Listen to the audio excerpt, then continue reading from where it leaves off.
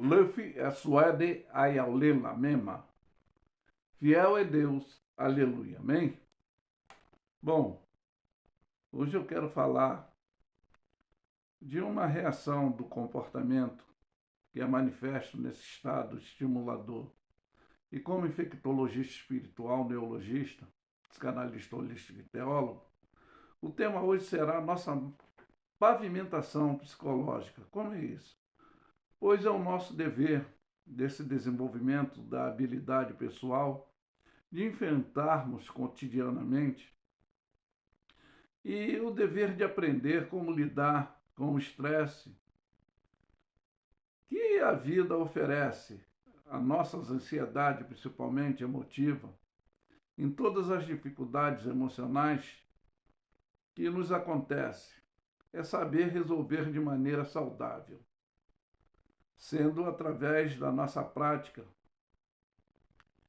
mindfluente, que faz parte do exercício não só físico, técnico, para o nosso relaxamento, porque nesse campo dessa construção, dessa autoestima, é a nossa autoconfiança de trabalhar na aceitação de si mesmo, reconhecer as nossas qualidades, pois tendo habilidade para esse nosso desenvolvimento, é tendo essa visão positiva em si mesmo. E é como dever positivo da comunicação, principalmente social, e nessa forma necessária, eficaz, comportamental, nesse psicológico. Pois se tratando desta pavimentação racional e emocional nesse campo espiritual, a atividade principal é o dever da disciplina mental, do nosso controle racional. Por quê? A língua, ela não se converte, mas podemos doutrinar. Mas quando ficamos vulneráveis psicologicamente nesse campo emocional, principalmente no vírus da raiva, do ódio, de ressentimento, de lembranças ruins, às vezes não usamos, pois a prática positiva, a ética, que nos ensinou Jesus de sermos tardios no falar, rápido no pensar, para obtermos esse descanso para nossas almas. Então, quero usar como base, teologicamente falando, o texto aqui de capítulo 3 de Tiago, que é sobre o tropeço nas palavras, que vai nos afirmar: meus irmãos, muito de vós não seja mestre, sabendo que receberemos o mais duro juízo. Todos nós teremos que comparecer ao tribunal celestial, né? Às vezes achamos que temos o livre-arbítrio. Não, temos a opção de escolha. E aí é que está. Porque todos tropeçamos em muitas coisas. E se alguém não tropeça em palavra, o tal varão é perfeito, é poderoso para também refrear todo o seu corpo. Ora, nós pomos freio na boca do cavalo para que nos obedeça e conseguimos dirigir todo o seu corpo. Vede, também uma naus, um grande navio, sendo ele levado por um vento impetuoso, se vira com um bem pequeno leme para onde quer a vontade daquele que governa. Por isso que esse princípio ético desse comportamento para agirmos racionalizadamente dentro desse campo emocional.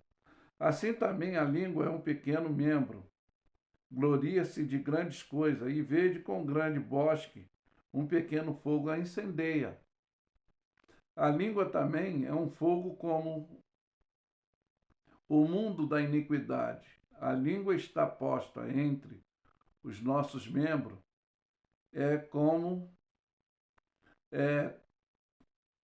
dentro dessa condição contaminadora, ela faz isso no nosso corpo, ela inflama esse curso dessa natureza que é inflamada pelo inferno, ou seja, essa rota desorganizada dentro desse terror psicológico, dessa ação luciferianizada que eu falo, que essa movimentação tem que estar dentro dessa racionalidade, que é o Espírito Santo. Ele é que doutrina o nosso para termos esse comportamento ético.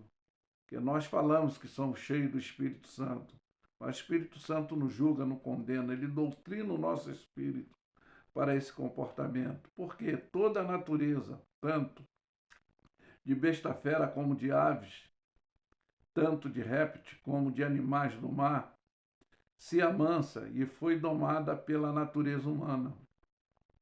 Mas nenhum homem pode domar a língua, e é um mal que não se pode refrear e está cheia de peçonha mortal. Por quê? Com ela bendizemos a Deus o Pai e com ela amaldiçoamos os homens. E é feito esses homens, como todos nós, a semelhança de Deus. E aí é que está. Eu falei desse comportamento de estarmos estabilizados para não deixar emotivamente o vírus da raiva, de lembranças ruins, desse conflito. E a gente, que a fala, ela magoa, ela elogia, ela ofende, ela exalta, como existe o riso do prazer, o riso da raiva, da ira, o choro da alegria, o choro da perda. Então, é por isso que de uma mesma boca procede as bênçãos e a maldição. E muitos irmãos não convém que isso se faça assim. Porventura, deita-se uma fonte de um mesmo manancial, água doce e água amargosa? Meus irmãos, pode também uma figueira produzir azeitona ou a videira figo? E aí é que está. Assim, tampouco pode uma fonte dar água salgada e doce. Então não tem como você querer demonstrar uma qualidade tendo outra atitude irracionalizada.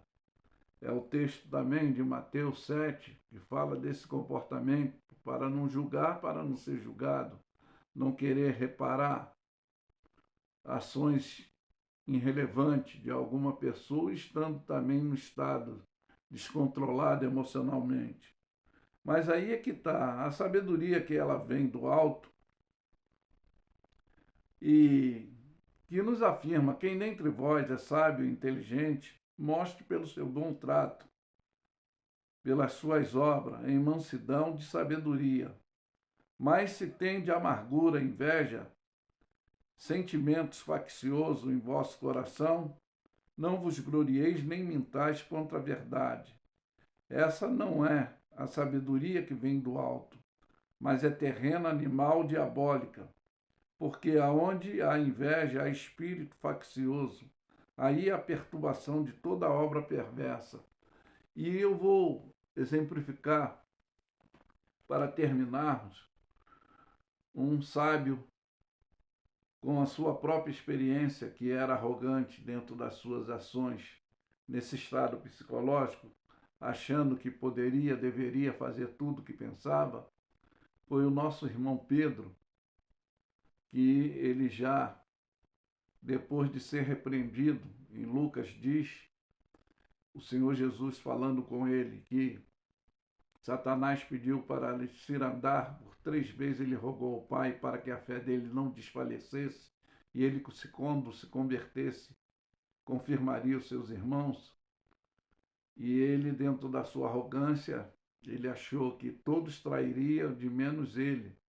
Seria desmotivado a não perder o controle. Mas ele, depois, dentro desse estado psicológico deturbante, lá no capítulo de João, no seu finalzinho, diz que Jesus, dentro da motivação para trazer o estado emocional dele racionalizado, eles estavam pescando e João viu alguém lá na areia, numa fogueira, e quando fala que é o mestre, diz que ele mergulha na água e chega perto do mestre, diz que já era a terceira vez que Jesus tinha se comunicado com eles, que eles não teriam que ser mais pescadores de peixe, mas de homens. É dentro desse doutrinamento racionalizado que é o dever da evangelização nossa para educar para esse comportamento ético, espiritual. E ele perguntou: Pedro, tu me amas? Ele disse: tu sabe que eu te amo, apacenta meus cordeiros. Pedro, tu me ama? Tu sabe que eu te amo, apacenta minhas ovelhas. Pedro, tu me ama? E aí é que dentro desse estado emocional agora, que ele psicologicamente lembra, ele diz: tu sabe de todas as coisas. Então, o Senhor dá a referência do comportamento. Tu era novo, tu ia para onde queria, mas tu vai chegar, ser velho, vão te tomar pela mão, vão te levar para onde tu não queres. É o comportamento desse estado psicológico do que eu estou falando, dos acontecimentos das nossas ansiedades emotivas cotidiana, como também no capítulo 42 de Jó, ele fala declaradamente: bem sei eu que tudo podes e nenhum dos teus pensamentos pode ser impedido. Ele diz que falou de coisas que para ele era maravilhosíssima, ele não tinha entendimento, porquanto agora ele se humilhava e ele pede a instrução e diz que o Senhor lhe daria, e ele fala: com os ouvidos dos meus olhos agora te veem. Era a condição psicológica nesse estado racionalizado. E aí em 1 de Pedro 5, ele vai falar dentro dessa condição, para não sermos ansiosos, lançar sobre ele a nossa ansiedade. E é que está, para que o seu tempo ele nos exalte, para vigiarmos e ser sóbrio, porque o diabo é o nosso adversário, anda bramando em derredor, buscando a quem possa tragar, a quem possa escravizar psicologicamente. E aí é dentro dessa pavimentação psicológica que é o nosso dever, dessa habilidade pessoal de enfrentarmos cotidianamente, de aprender a lidar com esses estresses que a vida nos oferece, dentro dessas ansiedade emotiva, de todas as dificuldades emocionais que vão nos acontecer. Mas que fique essa mensagem expressiva, comunicativa, para não agirmos doutrinariamente, racionalizadamente, não ficarmos biologicamente escravizados, mas agirmos cristianizadamente dentro desse doutrinamento do Espírito Santo, doutrinando nós. O Espírito Santo doutrinando nós. Por isso que temos que obter e pedir esse revestimento da armadura de Deus e pedirmos dons de discernimento de espírito para agirmos prudentemente. E é por isso que eu afirmo que Lefe é suede aiaulela mema. Fiel é Deus, aleluia. Amém? Ficam todos na paz.